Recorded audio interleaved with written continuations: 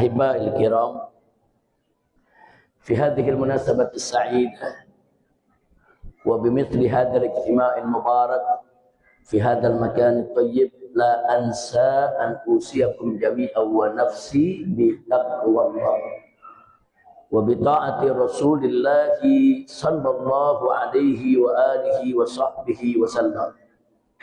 فنسأل الله سبحانه وتعالى أن يهدينا إلى صراطه المستقيم ويجعلنا من المتقين ويدخلنا جنته جنة النعيم بحق سيد المرسلين والحمد لله رب العالمين. تقبل الله منا ومنكم وتقبل يا كريم. Pada hari ini satu kebahagiaan dan satu kehormatan bagi saya dan rombongan bisa bersilaturahim dengan masyarakat Padang Pariaman, dengan jamaah daripada Masjid Jami Hasanuddin Sabbihisma Rabbikal A'la. Tentu kita sama berharap pertemuan kita pada kesempatan pagi hari ini bisa menjadi penyebab turunnya rahmat dan barakah, sehingga tidaklah nanti kita pulang dari masjid yang kita cintai ini kecuali dosa-dosa kita diampuni oleh Allah Subhanahu wa taala. Segala kesalahan kita dimaafkan, penyakit kita disembuhkan, kesulitan kita dimudahkan, kesempitan kita dilapangkan, rumah tangga kita diharmoniskan, dan kita mendapatkan kebahagiaan dari dunia hingga akhirat. Amin ya rabbal alamin. Apresiasi dan penghargaan yang tinggi serta terima kasih kita sampaikan kepada segenap pengurus DKM daripada masjid ini, saudara, yang telah menjadi wasilah bagi kita semua sehingga kita bisa berkumpul di tempat yang penuh keberkahan ini. Jadi kedatangan saya kali ini merupakan bagian daripada rangkaian safari kemanusiaan. Kami bergerak dari Jakarta bersama rombongan, didampingi dengan beberapa anak menantu saya dan pengurus Front Persaudaraan Islam. Dari hari Ahad kemarin kami sudah bergerak, kami keliling di Aceh, saudara, di Loksmawe, di Biren, di Aceh Utara, Bener Meriah, saudara.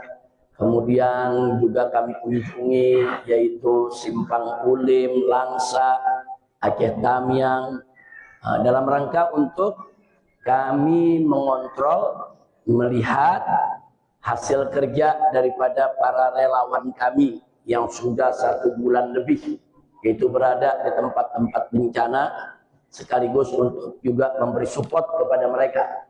Jangan berhenti bekerja sebelum betul-betul tuntas, yaitu kita mampu untuk membantu saudara-saudara kita yang terkena bencana. Saya bangga kepada para relawan luar biasa. Saya didampingi juga oleh Dr. Baharudin. Beliau ini salah satu keluarga besar, putra daripada yang mendirikan masjid ini, ya, beliau asli yaitu dari putra Padang Pariaman.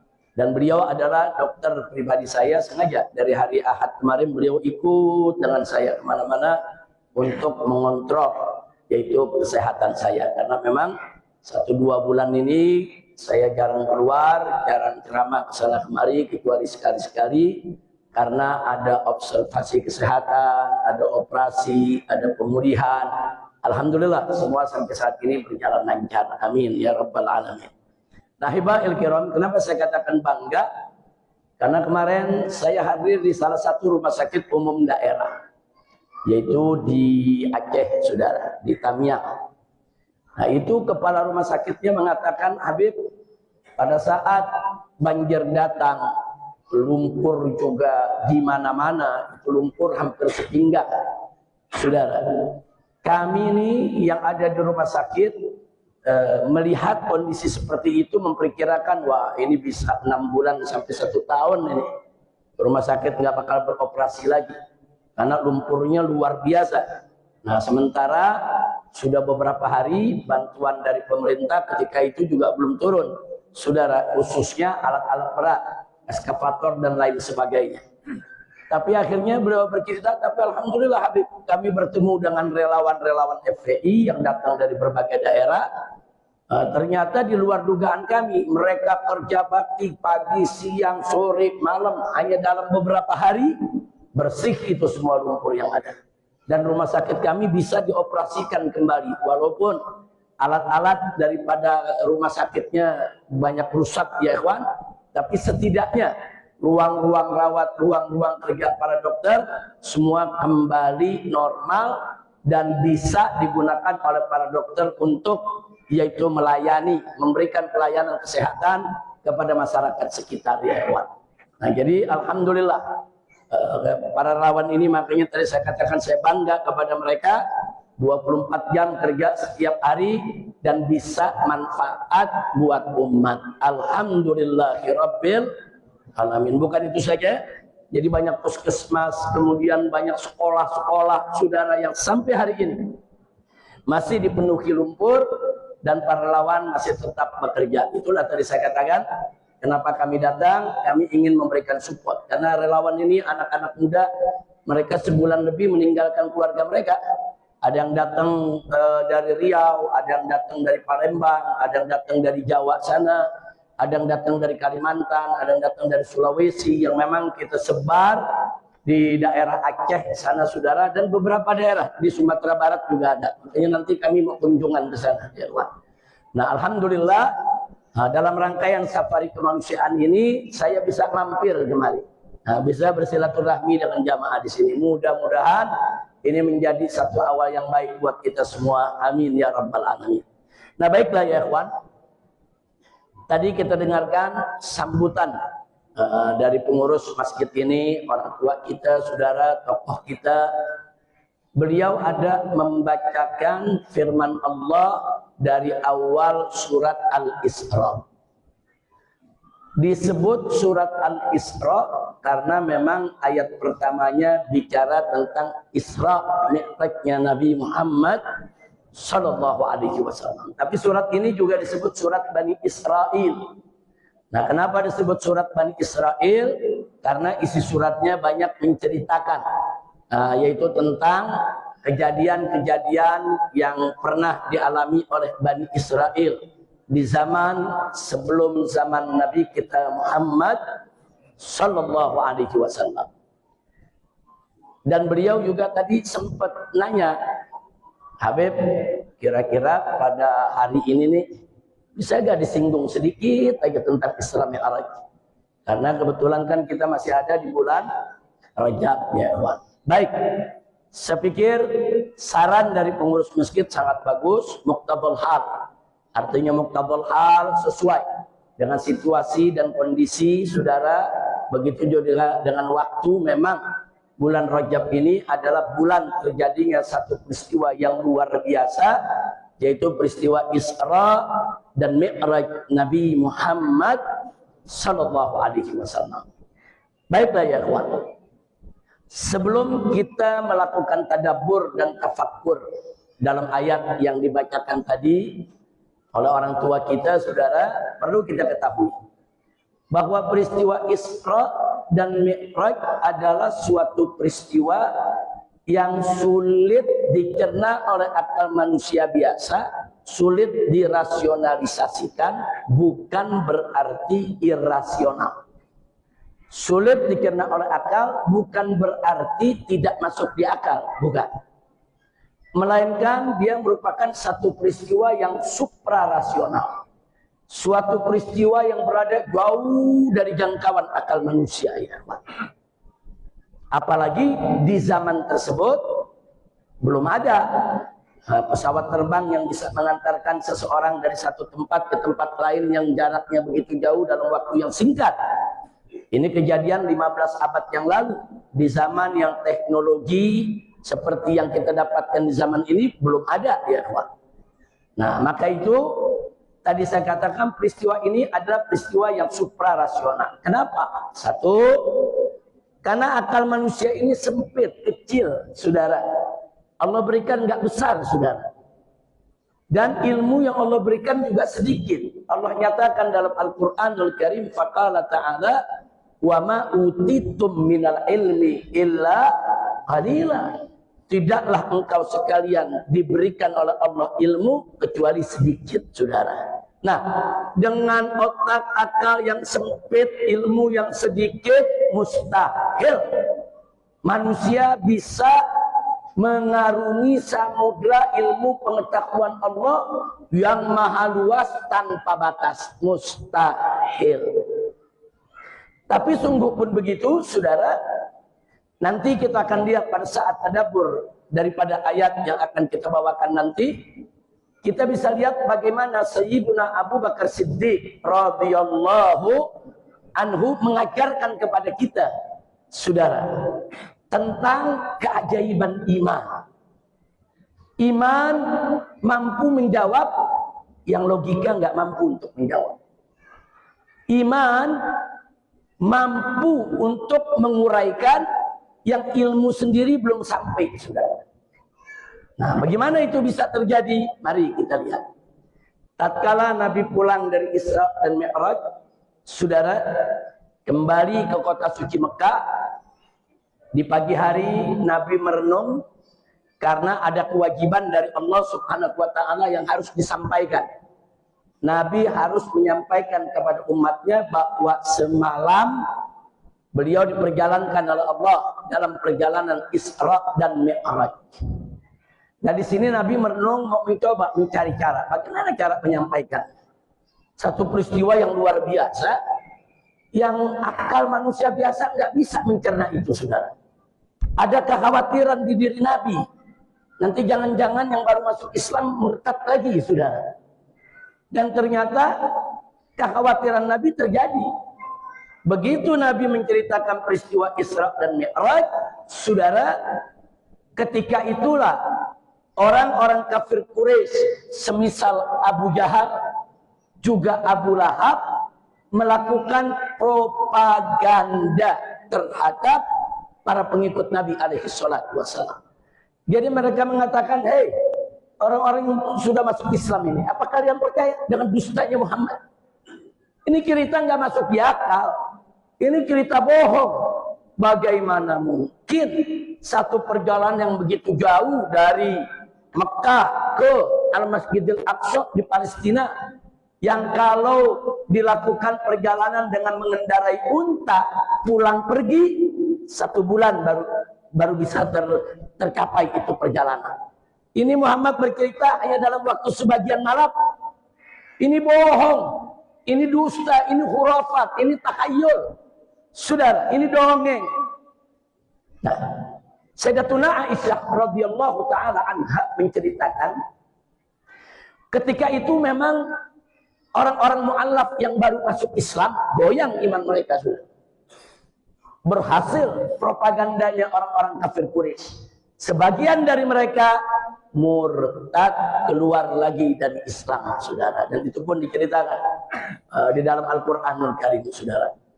Nah, jadi artinya, saudara, ini kesempatan bagi orang-orang kafir Quraisy yang selalu memusuhi Nabi, bagaimana melakukan propaganda pemurtadan supaya orang-orang mu'alaf yang baru masuk Islam keluar lagi dari Islam, saudara.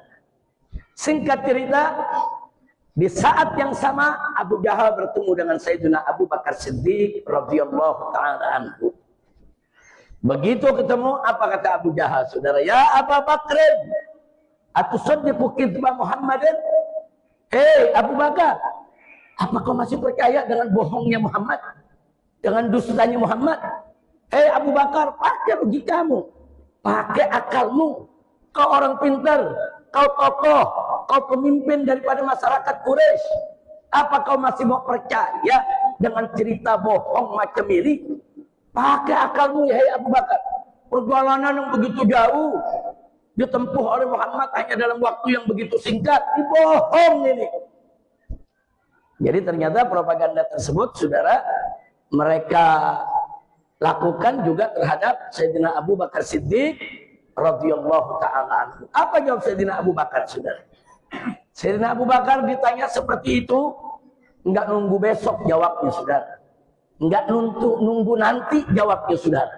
Langsung saat itu juga pada hiyatan, secara spontan Beliau menjawab kepada Abu Jahal dan kepada semua orang-orang kafir, saudara. Kata Sayyidina Abu Bakar, "Lau qala Muhammadun ab'ada min dzalik, wallahi lasaddaqtu." Andai kata Nabi Muhammad ini bercerita tentang suatu kejadian yang lebih hebat daripada Isra dan Mi'raj, yang lebih luar biasa daripada Isra dan Mi'raj, yang lebih mencengangkan daripada Isra dan Mi'raj, wallahi, demi Allah, la saddaqtu, niscaya pasti aku mempercayainya dan pasti aku akan benarkan ceritanya. Subhanallah, saudara. Ini jawaban Sayyidina Abu Bakar Siddiq, saudara, bukan dengan logika. Karena logika nggak bisa nerima. Makanya Abu Jahal mancing Sayyidina Abu Bakar pakai logika. Abu Bakar nggak terpancing, saudara. Dan Sayyidina Abu Bakar juga jawabnya belum pakai ilmu, nggak pakai ilmu. Loh, kok nggak pakai ilmu? Saudara, ilmu pengetahuan saat itu belum sampai. Pesawat palang-arik belum ada, pesawat terbang belum ada, mesin jet belum ada, saudara. Jadi ilmu belum sampai untuk bisa membenarkan peristiwa Isra dan Mi'raj. Saudara, logika nggak mampu untuk menguraikannya. Lalu bagaimana Sayyidina Abu Bakar bisa menjawab begitu? Kuncinya iman.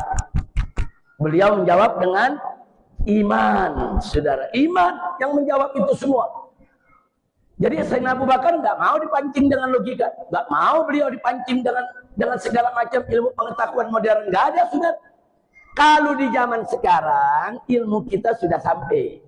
Nah, jadi untuk memahami peristiwa Isra Mi'raj nggak sulit lagi, karena zaman sekarang fakta real, saya bisa melakukan perjalanan dari Jakarta ke Padang atau ke Aceh atau ke Medan, saudara, hanya dalam waktu 1 sampai 2 jam. Jarak yang begitu jauh, lebih dari 1000 km. Kalau zaman sekarang bisa diurai karena ilmunya sudah sampai, saudara. Mau pakai logika pun, saudara, mudah untuk kita jawab. Tapi 15 abad yang lalu, di zaman Nabi alaihi salatu wassalam, saudara, ilmu belum sampai, logika akan kesulitan untuk menguraikannya. Nah, di sini pelajaran buat kita semua. Betapa Sayyidina Abu Bakar Siddiq radhiyallahu taala anhu mengajarkan kita semua umat Nabi, saudara. Dalam persoalan-persoalan yang datang dari Allah, yang datang dari Rasul, percaya aja sudah, ya Allah. Amanna billah wa bima jaa'a anillah ala muradillah. Kami beriman kepada Allah dan beriman dengan apa saja yang datang dari Allah, serta kami beriman bahwa apa yang datang dari Allah semua sesuai dengan keinginan Allah. Amanna, saudara, bi Rasulillah, kami beriman juga kepada Rasulullah. Wa amanna bima jaa'a an Rasulillah, dan kami beriman dengan apa saja yang datang dari Rasulullah sallallahu alaihi wasallam, ala muradi Rasulillah, sesuai dengan apa keinginan Rasulullah sallallahu alaihi wasallam. Nah, jadi kalau udah ada iman, makanya tadi saya katakan iman itu ajaib. Iman itu ajaib, ya Allah. Dia mampu menguraikan yang logika sudah menyerah, dan dia mampu iman untuk menjawab yang ilmu belum sampai, saudara. Nah, karena itu sekali lagi saya sampaikan di sini peristiwa Isra dan Mi'raj termasuk peristiwa yang ini tadi, saudara. Peristiwa yang suprarasional, peristiwa yang memang berada jauh dari jangkauan akal manusia, sehingga untuk menerimanya kedepankan iman. Alhamdulillah. Kira-kira yang saya sampaikan jelas tidak? Bu, Ibu, Bu, jelas Bu ya? Alhamdulillah. Nah, ini anak-anak sekolah kita nih, anak-anak madrasah, jelas tidak nih para siswa? Jelas. Alhamdulillah, saudara. Jadi iman itu penting. Baik, saya berikan contoh yang ringan saja. Nah, sebelum kita lebih lanjut bicara, saudara, dari persoalan Isra Mi'raj ini, persoalan yang suprarasional, kita dapat pelajaran, terima dengan iman dulu, ya kawan. Kalau iman udah terima, kesananya udah gampang, ya kawan. Soal bagaimana kita berlogika, bagaimana kita mengandalkan ilmu, itu udah mudah. Yang penting iman. Nah, makanya di zaman sekarang ada orang pintar, ilmunya luas, saudara. Tapi kok bisa ya nggak menjalankan syariat? Kok bisa ya, saudara, justru dia yang menentang syariat? Jawabnya tadi, karena ilmunya yang tinggi, logikanya yang katanya cemerlang tadi, saudara, tidak didasari kepada iman. Nah, jadi jangan kaget, ada profesor, doktor, saudara, wah, gelarnya berderet, logikanya katanya sempurna, saudara, ilmunya begitu tinggi, tapi nggak beriman kepada Allah. Karena ilmu yang mereka miliki tadi ilmu la yanfa, ilmu yang tidak manfaat. Saudara, ilmu yang tidak manfaat itu ilmu yang bagaimana? Ilmu yang nggak berdiri atas dasar iman. Nah, saya mau kasih contoh. Saya kasih contoh semua di sini, khususnya untuk para siswa-siswi, bagaimana kita bermain logika dan ilmu dengan iman. Contoh.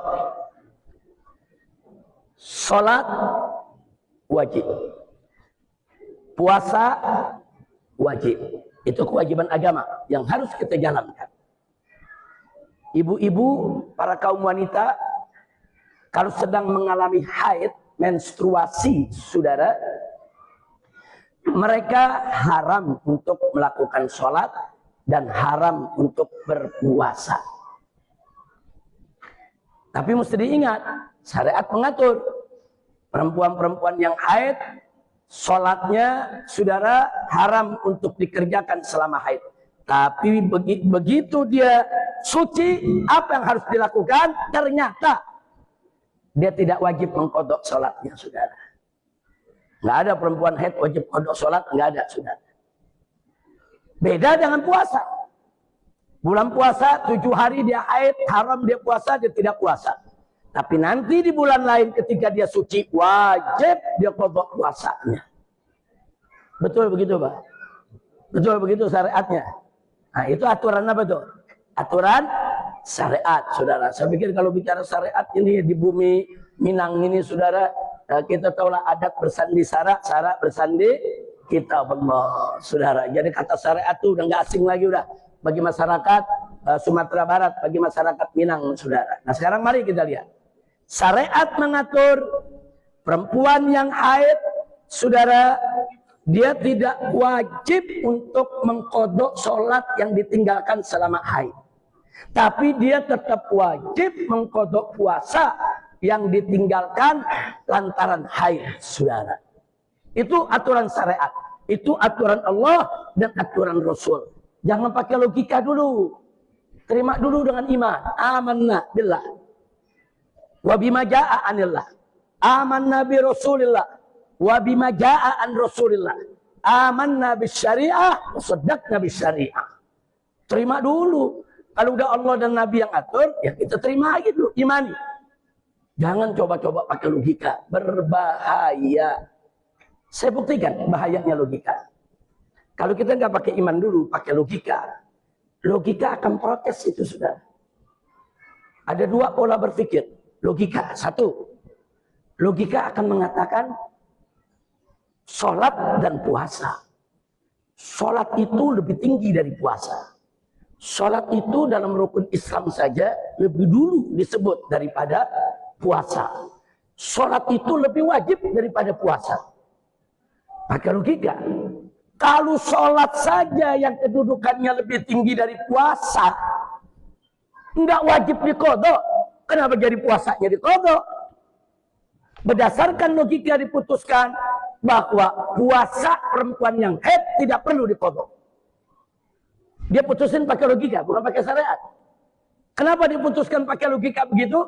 Dengan pemikiran tadi, sholat lagi yang lebih wajib, nggak perlu untuk dikodok. Kenapa jadi puasa yang nggak lebih wajib harus dikodok? Kalau sholat yang lebih wajib tidak perlu dikodok, maka puasa juga tidak perlu dikodok. Itu logika. Saya tanya, kalau secara akal-akalan masuk di akal nggak ya, Pak? Masuk. Masuk. Logika tersebut masuk, saudara, di akal manusia. Atau yang kedua, dibalik. Kalau puasa saja yang nggak lebih wajib daripada sholat, nggak lebih tinggi daripada sholat. Perempuan-perempuan yang haid kalau meninggalkan puasa lantaran haid wajib untuk mengkodok puasa. Kalau puasa aja yang nggak lebih tinggi dari sholat wajib dikodok, apalagi sholat. Maka logika kedua akan memutuskan ibu-ibu yang haid, yang meninggalkan sholat karena haid, setelah suci wajib diqadha sholatnya. Itu logika, sudah. Jadi kalau bicara logika, apa yang kita sampaikan logika satu, logika dua, masuk di akal. Tapi uniknya, ini logika satu masuk akal, logika dua masuk akal, tapi nggak masuk dalam syariat. Syariat yang ngatur begitu, saudara. Syariat ngaturnya yang sholatnya nggak perlu diqadha bagi perempuan yang haid, yang puasanya wajib diqadha. Itu aturan syariat. Makanya tadi saya katakan, kalau menerima perkara begini, jangan pakai logika dulu, bisa murtad kita. Nanti kita bisa lawan syariat, kita bisa protes syariat, kita bisa tentang itu syariat, saudara. Jangan, terima dulu pakai iman. Ya Allah, ya Rasulullah, kami beriman kepada Engkau. Kami terima semua ajaran. Perempuan yang haid wajib mengqadha salat yang tidak wajib mengqadha salat yang ditinggalkan. Tidak perlu, saudara. Sedangkan perempuan yang haid wajib dia mengqadha puasa yang ditinggalkan selama haid, saudara. Terima dulu. Setelah kita terima dengan iman, baru kita pakai logika dan ilmu kita, saudara. Baru kita tanya, pakai logika kita, pakai ilmu kita. Tapi ya Allah, kenapa ya? Kok sholat yang lebih wajib justru nggak diqadha oleh perempuan yang haid? Kok justru puasa yang wajib diqadha? Ya Allah, ini secara logika sulit diterima, ya Allah. Tapi engkau mengatur syariatmu, ya tetap. Yang namanya sholat memang lebih wajib, tapi nggak perlu diqadha oleh perempuan haid. Sedangkan puasa walaupun tidak lebih wajib dari sholat, harus diqadha oleh perempuan yang haid. Setelah dipikirkan dengan logika, ketemu jawabannya, saudara. Oh, pantas. Sholat itu sehari 5 kali. Sedangkan puasa setahun sekali. Kalau ada ibu-ibu yang haid di bulan puasa, katakan haidnya 7 hari. 7 hari dia tidak puasa. Nanti qadhanya nggak berat. Qadhanya kan bisa dicicil. Di bulan Rabiul Awal bayar 1 hari. Di bulan Dzulqa'dah dibayar 1 hari. Selama 1 tahun dia boleh bayar qadhanya kapan saja, saudara. Selama 7 hari. Qadha puasa 7 hari, saudara, ringan, enggak berat. Makanya tetap Allah wajibkan, saudara. Sedangkan sholat sehari 5 kali. Nah kalau sebulan 7 hari, bahkan ada perempuan yang sebulan tiap bulan 10 hari, betul Bu? Ada perempuan yang 12 hari haidnya, saudara. Bahkan dalam mazhab Syafi'i, saudara, maksimal haid itu 15 hari. Nah kalau perempuan haidnya 15 hari, lalu setelah dia suci dia harus qadha. Dia mesti qadha 15 kali 5 waktu sholat. Berarti berapa tuh? 75 sholat dia mesti qadha. Saya mau tanya ibu-ibu dulu nih, Bu. Bu, kalau mesti qadha sholat begitu, Bu, berat tidak? Bu, yang kompak, Bu. Bu, berat tidak? Berat tidak? Allah Maha tahu itu berat, saudara. Dan Allah sayang kepada kaum wanita. Perempuan ini sudah berat haidnya, berat tugasnya, saudara. Allah nggak mau beratkan lagi dengan qadha sholatnya. Sehingga dibebaskan, tidak perlu diqadha. Dia punya sholat yang ditinggalkan semasa haid, saudara. Kenapa? Rahmatan wa syafaqatan lin nisa, sebagai bentuk rahmat dan kasih sayang Allah kepada kaum wanita. Nah kalau dijawab begitu berarti masuk akal ya, Bu? Ayo semua yang ada di sini saya tanya, masuk akal tidak? Berarti syariat masuk akal. Nah, ini sekedar contoh aja, saudara, supaya kita tahu. Nah, jangan terlalu sombong dengan ilmu. Jangan terlalu sombong dengan pendidikan yang tinggi, seolah-olah akal logikanya sudah sempurna. Enggak, semua enggak ada gunanya kalau tidak ada iman. Iman dulu kita tanggapin, saudara. Kalau ada iman, semua menjadi mudah. Boleh saya beri contoh satu lagi? Boleh satu lagi? Baik. Maaf Bu ya, maaf Pak ya. Dalam mazhab Syafi'i, air mani itu tidak najis. Karena air mani itu adalah saudara asal usul terciptanya kita nih. Manusia saudara, kita di rahim ibu kita. Sementara air seni, air kencing, maaf, saudara, itu najis. Nah, dalam mazhab Syafi'i sepakat tuh. Air mani suci, air kencing najis. Terus syariat buat aturan. Kalau keluar air mani yang suci, wajib mandi. Kalau keluar air kencing yang najis, nggak wajib mandi. Keluar air mani yang suci, saudara, dia hadas besar, harus mandi. Keluar air kencing yang najis, dia hadas kecil, nggak perlu mandi, wudu cukup untuk mengangkat hadasnya. Itu aturan syariat.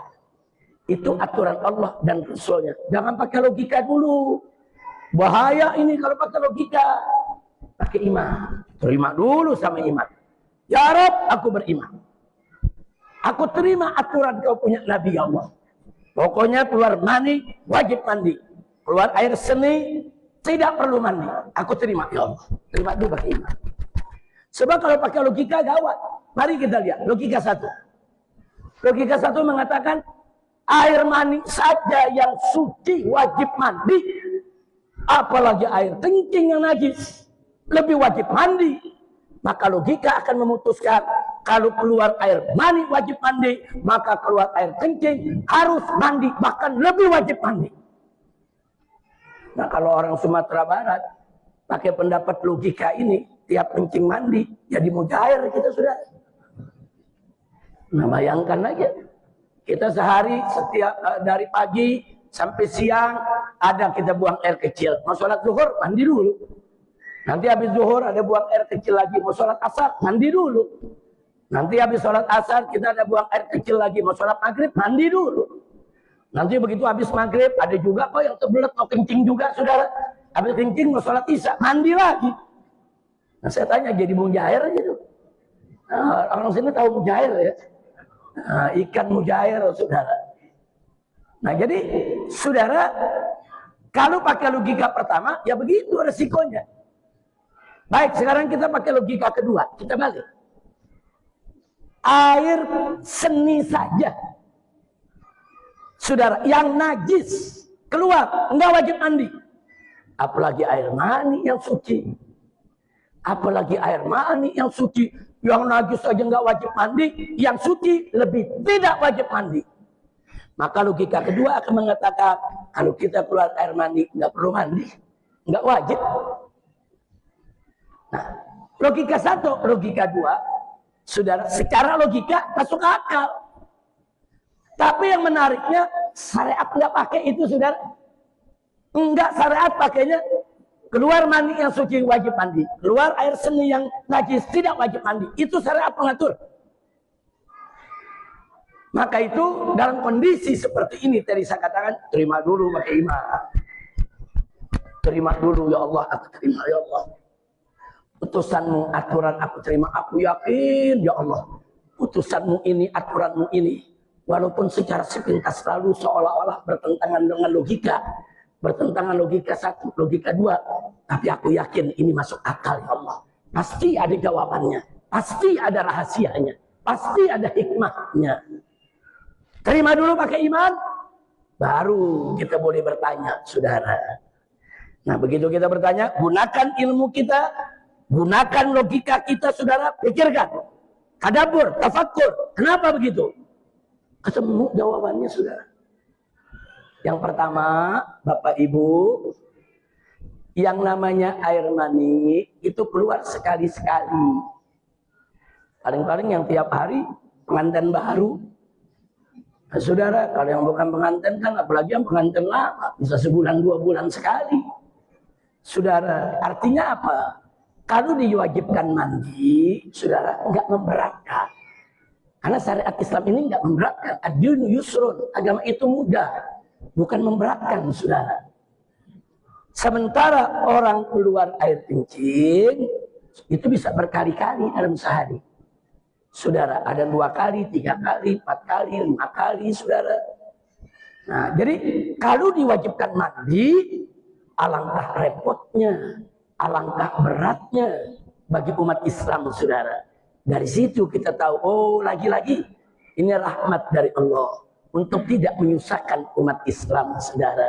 Jadi karena air mani keluar sekali-sekali, saudara, ya kalau keluar mandilah. Karena keluar air kencing terlalu sering, kalau keluar air kencing cukup wudu untuk angkat hadas besarnya.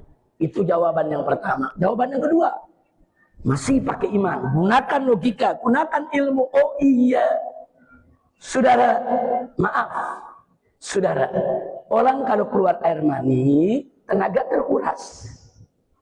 Ada tenaga yang hilang. Dia lemah, dia lesu, saudara. Bagaimana untuk kembalikan tenaganya tadi? Mandi. Orang kalau dari pagi kerja, saudara, sampai sore kerja di pabrik, kerja di lapangan, di mana lelah, pulang, mandi, segar. Jadi mandi itu menyehatkan badan dan menyegarkan serta membugarkan. Kita punya tenaga, saudara. Oh pantas, orang keluar air mani, tenaganya hilang. Diwajibkan mandi, jangan ditunda. Supaya apa? Supaya dia seger lagi, bugar lagi, energik lagi, penuh semangat lagi untuk pekerjaan ibadah. Beda dengan buang air kecil.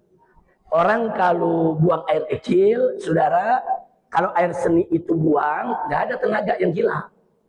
Malah tenaga lega. Lega, saudara. Nah, nggak ada. Orang kalau perlu buang air kecil terus ngos-ngosan, nggak ada. Kecuali kalau kencing batu, saudara. Justru kalau orang lancar dia punya buang air seninya segar. Coba bayangkan, kita ini terbelah kencing kita tahan, saudara. Tahan, sakit tidak? Sakit. Duduk serba salah. Mau diri, saudara, sakit. Takut beser kencing nggak tertahankan, saudara. Wah, udah nggak ada enak-enaknya. Tapi begitu kita lari ke kamar mandi, ke toilet, kita buang itu air kecil, lega. Justru kalau buang air kecil bukan tenaga yang hilang. Saudara, nggak ada tenaga yang hilang, justru kita menjadi lega, saudara. Alhamdulillah. Oh, pantes. Buang air kecil nggak wajib mandi. Untuk membugarkan cukup wudhu saja, saudara. Kalau begitu syariat tadi masuk akal tidak? Saya tanya semua, ternyata syariat masuk akal tidak? Alhamdulillah. Nah baiklah ya kawan, saya cukup dua contoh itu saja, khususnya para siswa, para siswi kita nih Gen Z khususnya, saudara. Nah, sebab Gen Z kita nih belakangan ini, maaf Bu ya, mereka ini nggak belajar lagi sama Kiai dan Ustadz. Banyak mereka belajarnya sama Syekh Google, Syekh AI. Nah, saudara, itu guru-guru mereka. Nah, sebab AI itu ditanya apa aja dia jawab, sudah. Tapi benar atau tidak jawabannya itu kan mesti merujuk ke tuan guru, mesti merujuk ke ulama, saudara. Boleh Google, AI kita jadikan sarana pembantu saja, saudara. Tapi jangan sekali-kali menjadikan Google dan AI sebagai guru, sebagai sumber ilmu. Tetap sumber ilmu kita adalah ulama, guru-guru kita yang harus kita jadikan sebagai rujukan, insya Allah. Baik, saudara. Saya jadi teringat dulu Imam Ja'far As-Sadiq radhiyallahu taala anhu, salah satu cucu keturunan Nabi kita Muhammad sallallahu alaihi wasallam. Pernah di majelisnya ditanya sama seorang pemuda. Anak muda ini pakai logika, saudara. Dia katakan, "Tuan guru, saya mau tanya, kenapa iblis itu disiksa dengan api? Nanti di hari kiamat dibakar dengan api dalam neraka. Ini sulit diterima oleh logika, guru. Kenapa? Karena iblis diciptakan dari api, disiksa dengan api, nggak mempan dong. Api ketemu api, pakai logika tuh nanya tuh, saudara. Nah, sang guru begitu dengar pertanyaan tadi, nggak langsung jawab, saudara. Nah, dulu kan yang namanya dulu tuh tempat majelis apa kan banyak terbuat bukan dari karpet ya. Ada tanah, saudara, ada tanah liat, ada pasir. Nah, ini guru nggak pusing-pusing, dia ambil tanah liat, dia gulung tanah liat, begitu udah gede tuh tanah liat, dia timpuk itu anak muda yang nanya, saudara. Begitu ditimpuk kaget itu anak muda. Tuan guru, saya kan cuma nanya, kenapa ditimpuk? Balik tanya sama guru, lu, kau sakit? Aku timpuk, ya sakit dong. Lu kok bisa sakit? Kau diciptakan dari tanah, aku timpuk dengan tanah, kok sakit ya? Bu, ibu, kita manusia diciptakan dari tanah, tapi kalau kena kepukul batu bata, sakit gak, Bu? Ayo, anak-anak muda saya tanya. Kita ini diciptakan dari tanah, tapi kalau ketiban genteng dari tanah, sakit tidak? Kok sakit? Nah, berhenti itu anak muda. Baru si guru katakan, iya, manusia diciptakan dari tanah, dipukul dengan tanah, sakit. Kenapa? Karena strukturnya sudah berbeda, komposisinya sudah berbeda. Dulu pada awalnya diciptakan dari tanah, tapi kan setelah itu dia punya kulit yang merasa. Dia punya daging, dia punya darah, dia punya tulang, saudara. Nah, sehingga walaupun dia dipukul dengan tanah, dia tetap akan merasa sakit. Begitu juga iblis. Iblis, saudara, diciptakan dari api, betul. Tapi komposisinya sudah berbeda, strukturnya sudah berbeda. Sehingga begitu nanti dibakar dengan api, dia pasti akan merasakan sakit yang begitu pedih. Na'udzubillah min dzalik. Kira-kira jelas gak? Nah, itu dia tuh anak-anak muda kan kalau nanya kan pakai logika. Baik. Satu lagi pertanyaan, saya contohkan aja. Di sini kita masuk sebentar ke ayat yang akan kita sampaikan, saudara. Satu lagi di Jakarta ada seorang muallim. Muallim di sana tuh guru ya, kawan. Nah, tuan guru. Duduk ngajar. Ada anak muda nanya. Emang anak-anak muda tadi kalau nanya, Bu, kelewatan. Dia katakan, muallim, kepada tuan guru, kita kalau punya wudhu buang angin kan batal, muallim. Kata gurunya, betul, batal. Nah ini saya bingung, muallim. Kan yang buang angin di bawah, kok yang dicuci mukanya? Nah, kenapa kok yang buang angin kan bawah, bukan muka? Kenapa yang dicuci muka? Tuh anak muda kalau nanya begitu tuh, saudara. Tapi si guru tenang, guru balik nanya, anak muda, kata si guru, ente, orang Betawi kalau ngomong aneh ente. Nah dia katakan, ente kalau buang angin, yang muka bawah atau muka? Yang malu muka ente atau bawahnya yang malu?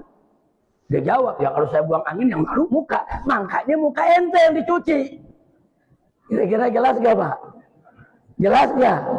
Itu jawaban seperti candaan, gurauan, tapi dalam, saudara. Dalam, saudara. Artinya kalau kita udah diatur sama Allah, terima aja dulu lah. Jangan terlalu diakal-akalin, di logika-logikain, yang akhirnya kita jadi menentang aturan Allah dan Rasulnya. Na'udzubillah min dzalik. Baik, akhirnya sebelum saya akhiri, saudara, mari kita kembali tentang ayat tadi yang dibaca, yaitu oleh kita punya orang tua, berkaitan dengan Isra-nya Nabi Muhammad sallallahu alaihi wasallam. Dalam ayat tersebut, wallahu subhanahu wa ta'ala qala, subhanalladzi asra bi 'abdihi laila minal masjidil harami ilal masjidil aqsal ladzi barakna haula linuriyahu min ayatina innahu huwas samiul basir. Shadaqallahul azim. Ini ayat menceritakan Isra-nya Nabi. Tadi sudah saya sampaikan, ini peristiwa luar biasa. Peristiwa yang akan menggemparkan ini, saudara. Maka itu, sebelum Allah menceritakan, Allah buka dengan kata subhana, yang artinya maha suci. Ini bukan tidak ada makna. Kenapa Allah buka dengan subhana? Kenapa bukan dibuka dengan alhamdulillah, saudara, atau lainnya? Kata subhana ini mengingatkan mereka-mereka yang akan mendengarkan cerita Isra tentang kesucian Allah. Artinya diingetin, ingat orang yang beriman. Ini Allah akan ceritakan peristiwa yang menakjubkan, yang membutuhkan kekuatan iman yang besar untuk menerimanya. Ingat, subhana, ingat Allah maha suci. Enggak mungkin Allah berdusta dalam ceritanya. Enggak mungkin Allah berbohong dalam ceritanya. Enggak mungkin, saudara, kabar yang Allah sampaikan itu berita bohong dan berita dusta. Mustahil. Ditancapin dulu iman kita. Kuatin iman. Ingat ya, Allah Maha Suci, Allah bukan pendusta, Allah bukan pembohong. Siap-siap terima ini kisah. Baru Allah ceritakan, Subhanalladzi asra bi abdihi. Maha Suci Allah yang telah memperjalankan seorang hambanya di waktu malam. Maha Suci Allah. Alladzi asra, yang telah memperjalankan. Garis bawahi saudara. Allah tidak mengatakan Nabi jalan sendiri. Allah mengatakan memperjalankan. Berarti Nabi objek yang diperjalankan. Siapa memperjalankannya? Allah dengan kebesarannya. Nah, jadi kalau kita cerita Allah memperjalankan hambanya, nggak perlu berdebat, saudara. Jangankan Nabi, kita hari ini di Masjid Jami Hasanuddin, kita hari ini yang hadir di Masjid Sabihisma Rabbikal A'la. Kalau Allah mau, andai kata Allah berkehendak, pagi ini kita semua diperjalankan oleh Allah dalam 5 menit sampai di Mekah. Bisa tidak? Kalau Allah mau, mampu tidak? Cuma persoalannya Allah nggak mau. Kenapa nggak mau? Ya kita banyak dosa. Kita banyak kekurangan.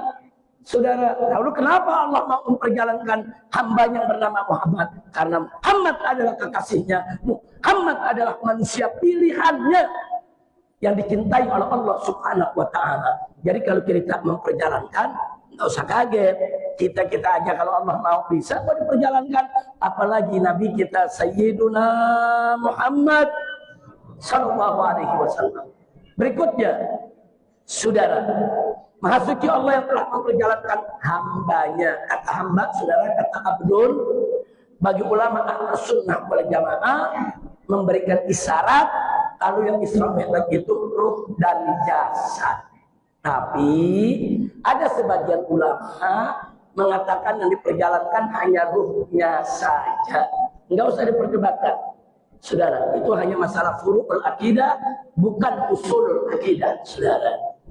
Kalau Ahlus Sunnah ditanya, diperjalankan oleh Allah adalah ruh dan jasad, karena ini persoalan mukjizat. Lailan menunjukkan kalau gitu kejadiannya di waktu malam, bukan di waktu pagi, bukan di waktu siang, bukan di waktu sore, tapi di waktu malam. Kemudian dari mana diperjalankan? Minal Masjidil Haram ilal Masjidil Aqsa. Dari Masjidil Haram di Mekah sampai Al Masjidil Aqsa, saudara, yang ada di Palestina. Catat dulu sampai di sini. Kenapa Nabi Isra Mi'raj harus melalui dari rumah, dibawa ke Masjidil Haram, baru dibawa ke Al Masjidil Aqsa? Kenapa nggak langsung saja dari kamarnya, rumahnya, langsung dibawa oleh malaikat Jibril dan Mikail ke Sidratul Muntaha? Kalau Allah mau, bisa, saudara. Tapi ada apa diperjalankan dari Masjidil Haram ke Al Masjidil Aqsa dulu, saudara? Mustahil kalau itu tanpa kepentingan. Mustahil kalau itu tanpa tujuan, saudara. Nah, ini yang mesti kita gali. Satu, diberangkatkan dari Al Masjidil Haram ke Al Masjidil Aqsa, memberikan isyarat kepada umat Islam betapa pentingnya kedudukan kedua masjid ini bagi Allah dan Rasulnya, saudara. Sehingga orang beriman harus menangkap itu message, itu pesan, saudara, dari peristiwa Isra Mi'raj. Kita harus tangkap itu pesan. Berarti, saudara, orang beriman punya kewajiban, wajib menjaga keamanan, keselamatan dan kenyamanan Al Masjidil Haram dan Al Masjidil Aqsa sampai hari kiamat, saudara. Yang kedua, Al Masjidil Haram ke Al Masjidil Aqsa. Tadi yang pertama, makna khusus tentang Masjidil Haram dan Masjidil Aqsa. Kali ini makna umum. Nabi diperjalankan dari masjid ke masjid, dari masjid ke masjid, saudara. Artinya ini isyaratun ilahiyah. Ini juga merupakan isyarat dari Allah agar orang-orang beriman peduli, gantungkan hatinya untuk menjaga masjid, memakmurkan masjid. Saudara, dari sebelum Nabi itu ke Sidratul Muntaha, saudara, menerima perintah kewajiban sholat 5 waktu, Nabi diperjalankan dulu dari masjid ke masjid, dari masjid ke masjid. Isyarat buat kita. Alhamdulillah di sini kita punya masjid begini bagus, saudara. Masjid Jami Hasanuddin ini Masya Allah, masjidnya bagus, luas, bersih, baru, indah. Dan tinggal bagaimana kita memakmurkannya, saudara. Memakmurkan bukan hanya dengan sholat 5 waktu, makmurkan juga dengan zikirnya, makmurkan juga dengan majelis taklimnya, makmurkan juga untuk kita bersilaturahim, memperkuat ukhuwah di dalam masjid ini, insya Allah. Baik, selanjutnya cerita tentang Al-Masjidil Aqsa. Allah nyatakan alladzi barakna haula, Masjidil Aqsa yang telah kami berkahi di sekitarnya. Nah, tidak perlu panjang, saya sampaikan. Kalau ada yang bertanya, Masjidil Aqsa yang telah diberkahi oleh Allah, maksudnya apa? Saudara, satu, dulu di sekitar Masjidil Aqsa banyak nabi dan rasul yang Allah utus ke sana. Banyak, dengan banyaknya nabi dan rasul yang Allah utus di sekitar Masjidil Aqsa, itu cukup jadi bukti bahwa Allah memberkahi Al-Masjidil Aqsa dan sekitarnya. Yang kedua, di malam Isra Mi'raj Nabi, ruh arwah seluruh rasul dan nabi yang pernah Allah utus, saudara, dikumpulkan oleh Allah di dalam Al-Masjidil Aqsa, sholat berjamaah bersama Nabi alaihi salatu wassalam.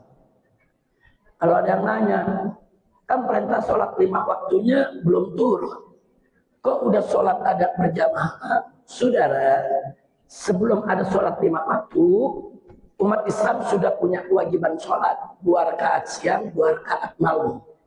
Jadi waktu Nabi di kota Mekah udah ada kewajiban sholat, saudara. Cuman bukan sholat 5 waktu, tapi sholat sudah ada. 2 rakaat siang, 2 rakaat malam, saudara. Nah, tapi setelah Isra Mi'raj, kewajibannya berubah menjadi 5 waktu. Nah, jadi jangan kaget kalau dengar cerita Nabi sholat di Mekah. Nabi sholat, saudara, sebelum Isra Mi'raj. Kok ada sholat? Memang ada. Sholat itu bukan baru ada setelah Isra Mi'raj, bukan. Sholat 2 rakaat sudah ada sebelum Isra Mi'raj. Tahajud tengah malam itu sudah ada sebelum Isra Mi'raj, saudara. Tapi sholat 5 waktu baru ada setelah Isra dan Mi'raj. Jadi itu sudah cukup menjelaskan alladzi barakna haula. Berikutnya, linuriyahu min ayatina. Untuk apa Nabi di Isra Mi'rajkan? Sebagian ulama mengatakan Nabi di Isra Mi'rajkan untuk menerima perintah kewajiban sholat 5 waktu. Jawaban ini tidak salah. Jawaban ini benar. Karena faktanya memang begitu. Nabi pulang dari Isra Mi'raj membawa kewajiban sholat 5 waktu. Ada lagi sebagian ulama menjawab Nabi di Isra Mi'rajkan untuk menghibur hatinya yang sedang sedih. Ini juga tidak salah. Faktanya memang begitu. Kenapa? Sebelum Nabi Isra Mi'raj, istrinya tercinta Sayyidatuna Khadijatul Kubra radhiyallahu anha wafat, saudara. Siti Khadijah saudagar wanita terkaya di Mekah. Ketika menikah dengan Nabi, saudara, sulit dicari orang kaya yang bisa menandingi kekayaan Siti Khadijah, saudara. Lalu, saudara, begitu Siti Khadijah wafat, nggak punya warisan, hanya beberapa dinar, nggak ada warisan. Nggak ada rumah, nggak ada tanah, nggak ada kebun. Saudara, kemana seorang saudagar wanita terkaya di kota Mekah begitu miskin, nggak meninggalkan warisan, saudara, kepada para ahli warisnya? Jawabnya, karena seluruh hartanya dikorbankan, dihabiskan untuk kepentingan dakwah Nabi kita Muhammad Sallallahu Alaihi Wasallam. 3 tahun Nabi dan umatnya diboikot di kota Mekah, nggak dapat makanan. Bahkan ada yang terpaksa makan daun kering, sudah. Tapi Khadijah, begitu kafilahnya datang dari luar, saudara, membawa keuntungan berlipat ganda dari dagangannya, dimasukkan ke umat Islam yang sedang diboikot, semuanya dijamin makannya oleh Siti Khadijah, saudara. Nah, orang yang begitu berjasa wafat. Sedih Nabi wajar. Sedih itu sifat manusiawi, saudara. Pada tahun yang sama, setelah wafat Siti Khadijah, wafat lagi pamannya yang paling membela, yaitu Abu Thalib. Nabi sedih. Enggak sampai di situ kesedihan Nabi. Begitu Abu Thalib meninggal, orang-orang kafir Quraisy mulai saat itu berani mengganggu Nabi secara fisik. Nabi ditimpuk, Nabi ditaruh kotoran kepalanya, saudara. Waktu ada Abu Thalib, nggak berani orang kafir sentuh badan Nabi, saudara. Begitu Abu Thalib wafat, Nabi mulai dianiaya. Akhirnya Nabi hijrah ke Taif. Sampai di Taif diusir. Terpaksa balik lagi ke Makkah dengan pengawasan. Ditahan tahanan kota. Nggak boleh begini, nggak boleh begitu. Sedih, saudara. Dalam suasana seperti itu, Nabi di Isra Mi'rajkan. Alhamdulillah. Tapi terakhir, jadi saya katakan kalau ada yang jawab, kenapa Nabi di Isra Mi'rajkan? Untuk menerima perintah sholat 5 waktu. Benar. Kenapa Nabi di Isra Mi'rajkan? Untuk menghiburlah hatinya yang sedang duka. Benar. Tapi kalau kita kembali kepada ayat, kita bertanya, untuk apa Nabi di Isra Mi'rajkan? Allah menjawab, linuriyahu min ayatina. Untuk kami perlihatkan kepada Muhammad sebagian dari tanda-tanda kebesaran kami, saudara. Nah, kalau ada yang tanya, apa ini enggak bertentangan dengan jawaban ulama tadi? Enggak, saudara.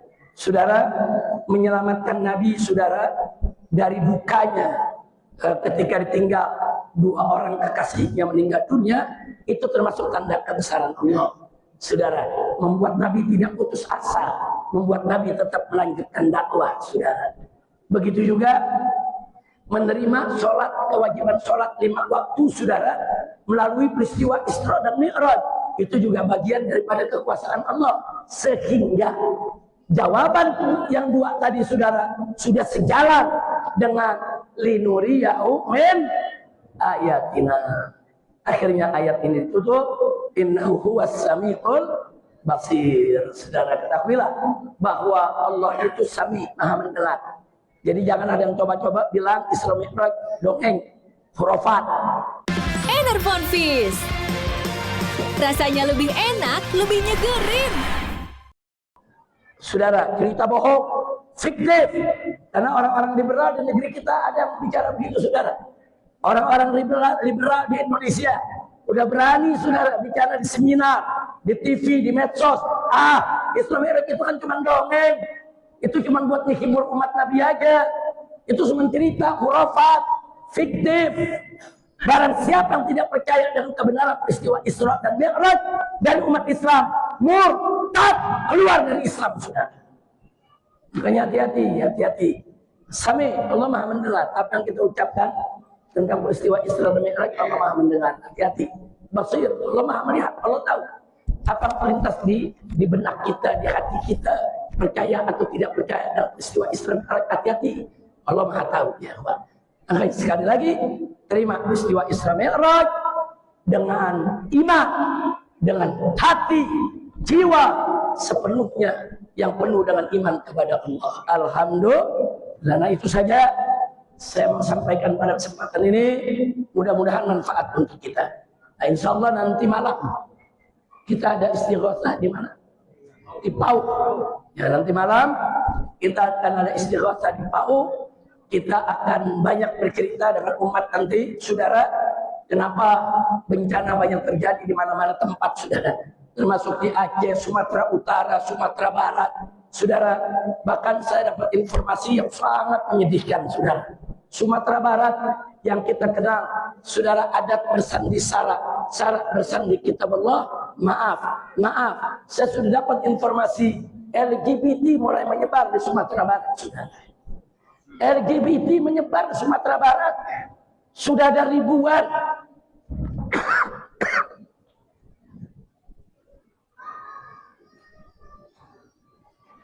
Sudah ada ribuan di Sumatera Barat saja, dari yang muda sampai yang tua terkena LD. Saya tidak mau ceramah hari ini, saya rasa cukup karena kita harus melanjutkan perjalanan. Insya Allah nanti malam kita akan berjumpa lagi.